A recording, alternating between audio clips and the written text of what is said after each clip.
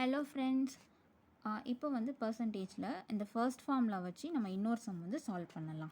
இப்போ கொஷினில் வந்து what percent of a day is 10 hours அப்படின்னு சொல்லி கேட்டிருக்காங்க. 1 டேயில் 10 ஹவர்ஸோட பர்சன்டேஜ் தான் கேட்டிருக்காங்க. இங்கே வந்து வெறுமனே வாட் பர்சன்டேஜ் மட்டும் தான் இருக்குது.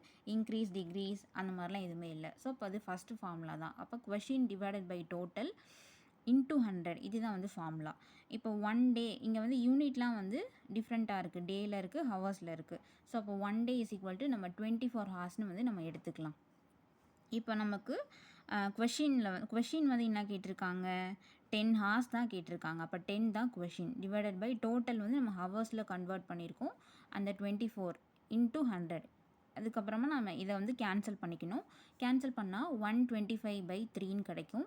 இதை வந்து நம்ம சால்வ் பண்ணணும். டிவைட் பண்ணால் நமக்கு வந்து 41 2/3% கிடைக்கும். இவ்வளோ தான் ஆன்சர். இந்த கேன்சல் பண்ணுறதெல்லாம் நீங்கள் பண்ணிக்கோங்க. தேங்க்யூ.